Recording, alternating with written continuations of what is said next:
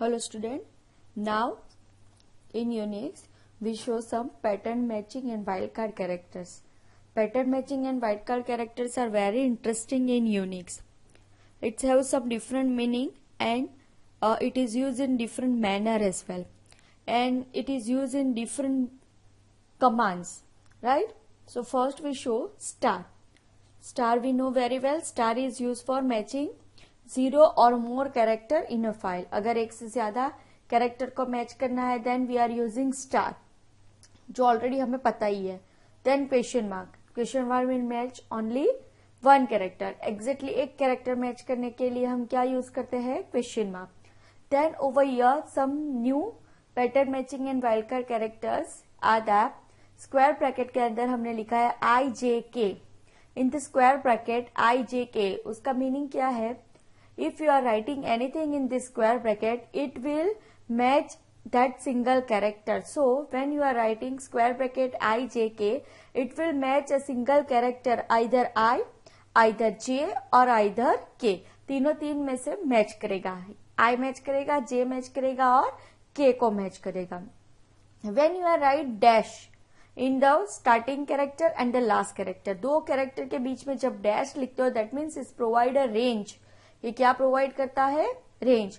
So when you are write square in the square bracket x dash y, that means it will print the single character that is within the ASCII range of character x and z. x, y और z, x से लेके z तक से जो match होगा वो सब match करेगा. Then in the next is exclamation. What is it? Without exclamation अगर आप लिखोगे IJK, so it will match I, J or K a single character. But in the square bracket, when you are write exclamation, yes, so exclamation is defined that it will not match I, J and K. That means square bracket के अंदर exclamation लिखा और उसके साथ जितने भी character लिखे वो कैरेक्टर के अलावा बाकी के सारे कैरेक्टर मैच करेंगे. That means it will match all the character except I, J and K. Okay, then next is exclamation x dash z. सिर्फ x dash z लिखोगे तो क्या होगा? It will match x, y and z.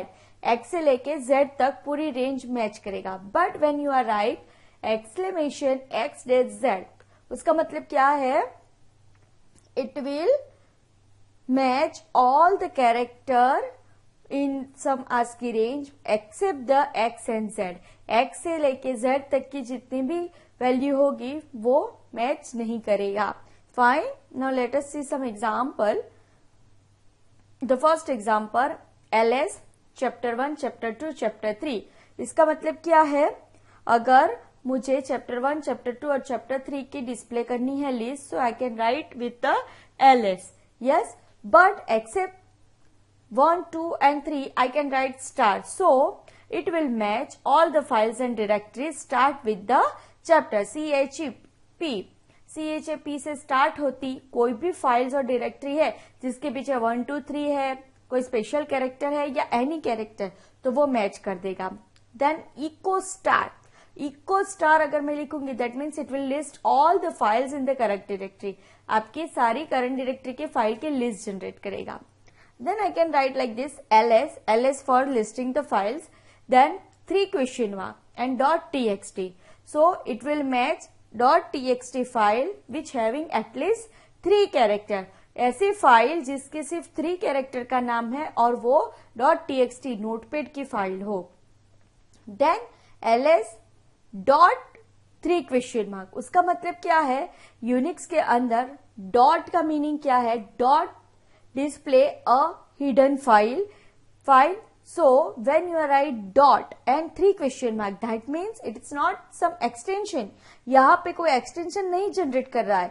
ये क्या बता रहा है? It will display all hidden file names which having at least 3 character after the dot. Dot के बाद 3 कैरेक्टर जो भी हिडन फाइल के हैं वो आपको हिडन फाइल डिस्प्ले करेगा.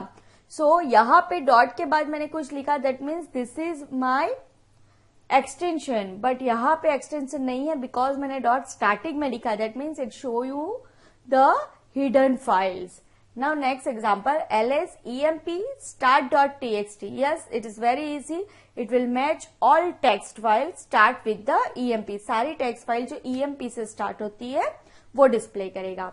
Then ls chep and question mark. That means chapter के बाद कोई भी एक कैरेक्टर वाली फाइल होगी, chep1, chepx, chep5, chep1, like एक ही कैरेक्टर होगा तो वो सब मैच करेगा, because question mark matches only a single character, exact one character.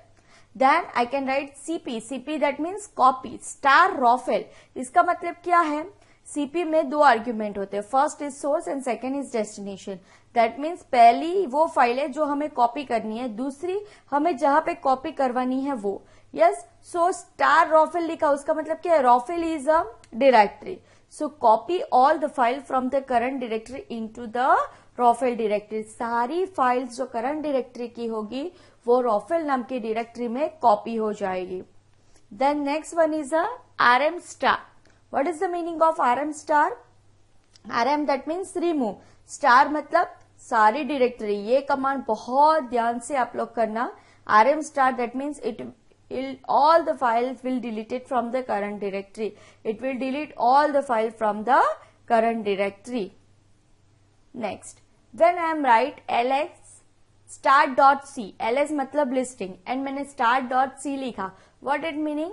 It will list all the file name with the extension of C.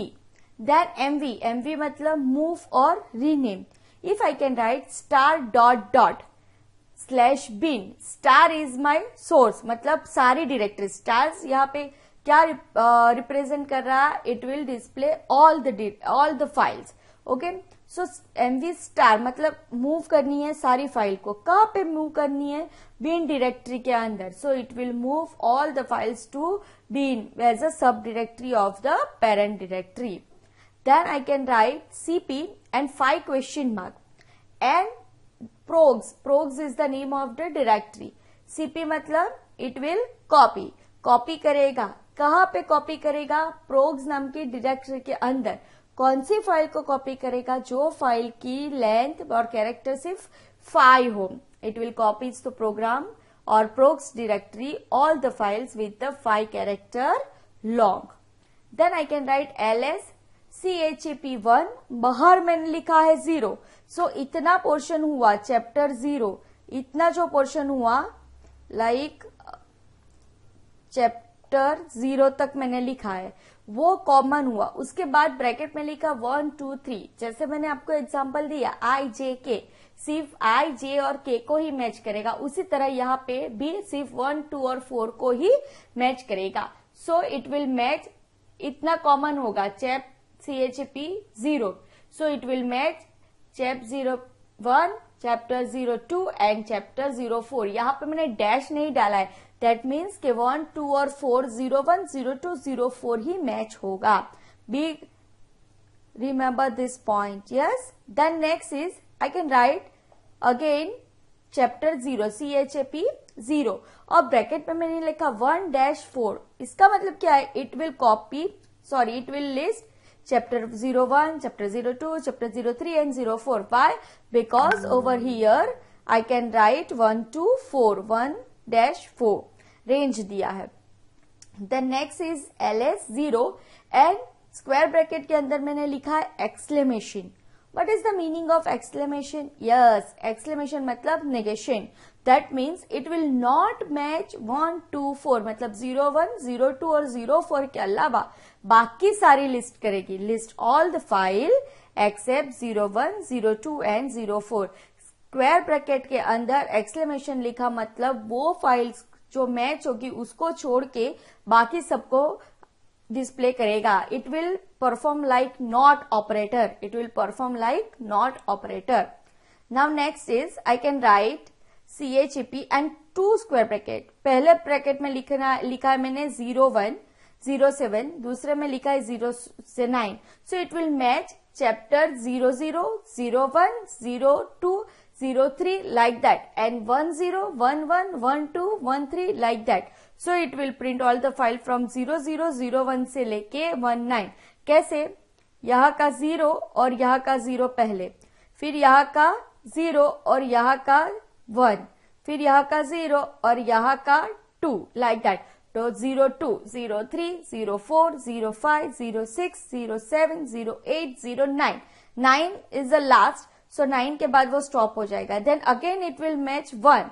So 1, 0, 1, 1, 1, 2, 1, 3, 1, 4, 1, 5, 1, 6, 1, 7 and 1, 9 तक वो match करेगा.